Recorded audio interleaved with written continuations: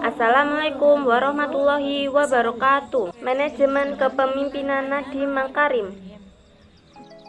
Saya Erina Erianti dengan NIM 19032-051. Saya Intan Nur Fitriana dengan NIM 19000320054. Saya Indra Juniarti dengan NIM 19032-055.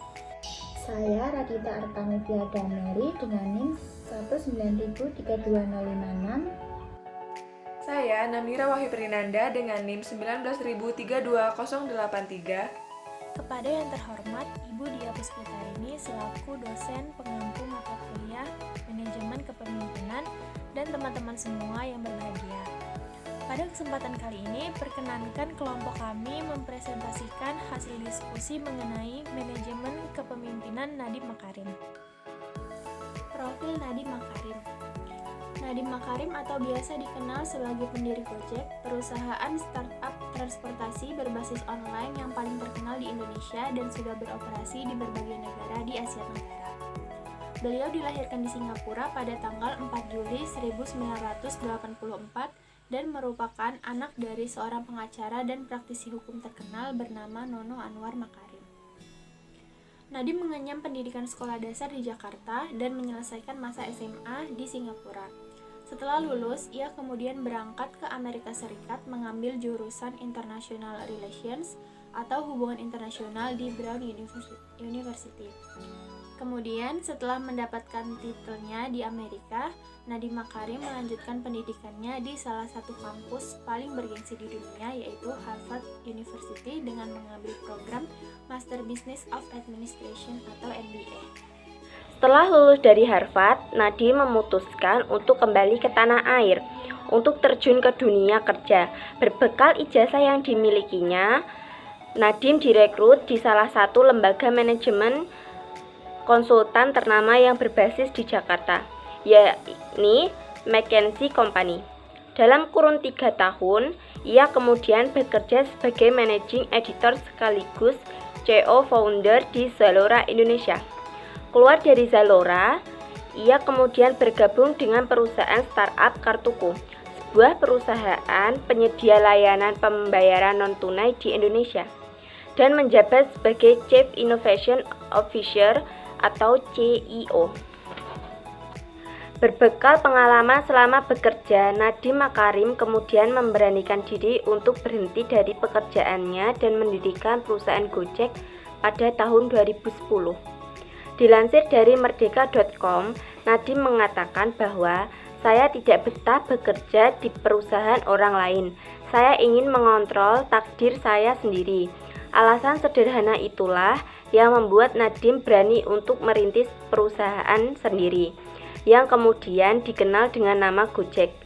Berbekal dari kolaborasi serasi antara pengalaman kerja dan jiwa entrepreneurship yang tinggi. Base of power. 1. Legitimate power atau kekuasaan sah.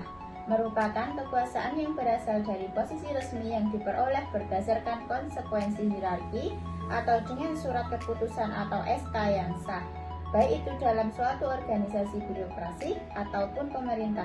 2. Coercive power atau kekuasaan paksa. Merupakan kekuasaan yang didasari karena kemampuan atau seorang pemimpin untuk memberi hukuman dan melakukan pengendalian terhadap bawahannya. 3. Reward power atau kekuasaan balas jasa. Digunakan pemimpin untuk mempengaruhi perilaku dan tindakan dari orang-orang yang dipimpinnya melalui pemberian hadiah atau penghargaan bagi bawahannya yang mengikuti arahannya. 4. Referent power merupakan sumber kekuatan atau kekuasaan yang diperoleh seorang pemimpin atas dasar kekaguman akan wibawa, karisma, ataupun karakteristik yang dikagumi oleh para pengikutnya. Expert power, kekuatan atau kekuasaan yang diperoleh seorang pemimpin dikarenakan mereka memiliki keahlian atau keterampilan khusus yang mana keahlian tersebut jarang dimiliki oleh orang lain. Berdasarkan kelima basis kekuasaan yang telah dijabarkan dapat diketahui bahwa kunci kekuatan Nadiem Makarim diperoleh dari kemampuan intelektualitas yang ia miliki. Dampak dari penggunaan kekuasaan expert power yang digunakan Nadiem Makarim dapat diketahui bahwa setiap bawahannya, baik itu yang bekerja secara administratif ataupun partner kerja Gojek seperti driver dan rider, memberikan reaksi berupa komitmen yang sangat kuat terhadap perusahaan. Para pekerja dan partner kerja Gojek memberikan komitmen pada organisasi yang mengarah pada keterlibatan dan loyalitas. Definisi komitmen di sini tak lagi sekedar berbentuk sebagai kesediaan driver menetap di organisasi dalam jangka waktu lama. Namun lebih dari itu, mereka mau untuk memberikan segala hal yang terbaik bagi organisasi. Bahkan banyak dari mereka yang bersedia untuk mengerjakan sesuatu melampaui batas yang diwajibkan. Teori kepemimpinan ada dua, yaitu trait teori dan behavior. Trait teori atau teori sifat merupakan pendekatan pada teori kepemimpinan yang menekankan pada sifat pemimpin seperti kepribadian, motivasi, nilai ataupun keterampilan yang dimiliki. Sedangkan behavior, teori ini didasari pada asumsi bahwa setiap pemimpin mengandalkan berbagai jenis perilaku untuk memengaruhi orang lain dalam mencapai tujuan. Para peneliti telah meringkas perilaku pemimpin menjadi 4 kategori unik. 2 diantaranya adalah task-oriented dan relationship-oriented. Berdasarkan list pada tabel mengenai karakter trait teori di samping, dapat diketahui bahwa Nadiem merupakan seorang pemimpin yang memiliki karakter intelligent, conscientiousness, open to experience, emotional stability, communication skill, dan emotional intelligence. Berdasarkan karakter tersebut, Nadiem dapat mensinergikan kemampuan atau keterampilannya yang ia miliki, baik itu dalam keterampilan kognitif, interpersonal, bisnis, dan strategi. Kepemimpinan transformasional. Nadiem Makarim merupakan salah satu contoh pemimpin transformasional. Hal ini dikarenakan kemampuannya dalam mengubah pengikut atau karyawan untuk mengejar tujuan organisasi daripada kepentingan diri sendiri. 4 perilaku utama pemimpin transformasional yaitu motivasi inspirasional, pengaruh ideal, pertimbangan individual, dan stimulasi intelektual berhasil dilakukan Nadiem dan secara sinergis mengubah perusahaan mereka dari yang semula hanya perusahaan startup kecil menjadi perusahaan super dan berstatus degakorn. Beberapa kebijakan Nadiem Makarim sebagai Mendikbud. Yang pertama, Kampus Merdeka. Kebijakan ini bertujuan untuk memacu perkembangan dan kemajuan universitas serta mendukung mahasiswa dalam mengembangkan bakat yang dimiliki, sehingga tidak hanya belajar teori. Penghapusan UN.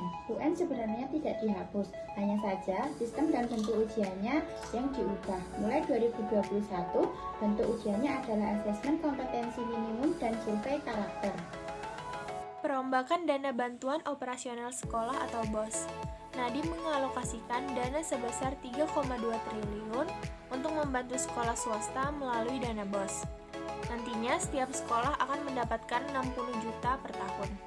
Dana BOS ini akan diberikan kepada 56.115 sekolah di 33.321 desa atau kelurahan di daerah terdampak COVID-19. Keempat, bekerjasama dengan Netflix untuk menayangkan film dokumenter di TVRI supaya membantu siswa, orang tua, dan pengajar yang memiliki kendala akses internet, baik karena kendala ekonomi maupun geografis, untuk tetap mendapatkan akses pengetahuan. 5. Kebijakan pemotongan uang kuliah atau subsidi selama kuliah online berlaku untuk PTN dan PTS. Nadiem berharap kebijakan ini dapat membantu meringankan beban orang tua mahasiswa. dan juga mencegah mahasiswa putus kuliah dikarenakan masalah ekonomi yang timbul akibat COVID-19.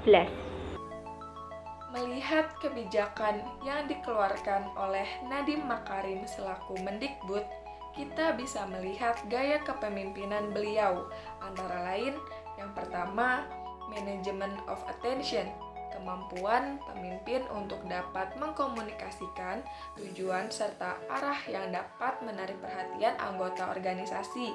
Yang kedua, demokratik dan kepemimpinan partisipatif, memberikan ruang aspirasi kepada mahasiswa untuk menuangkan keresahan dan ide yang dimiliki untuk terciptanya kebijakan yang berdasarkan fakta lapangan. Dan yang terakhir, kepemimpinan visioner, mendukung mahasiswa untuk bisa belajar dari rumpun ilmu yang lain selama 2 semester. Ini bertujuan supaya mahasiswa tidak hanya terfokus pada satu ilmu, tapi juga bisa menguasai berbagai macam ilmu. Inilah yang Nadiem inginkan dari mahasiswa Indonesia. Tidak hanya pandai dalam teori, tetapi juga pandai dalam praktek dan menguasai rumpun ilmu yang lain. Terima kasih telah menyimak materi dari kami. Kurang lebihnya mohon maaf. Wassalamualaikum warahmatullahi wabarakatuh.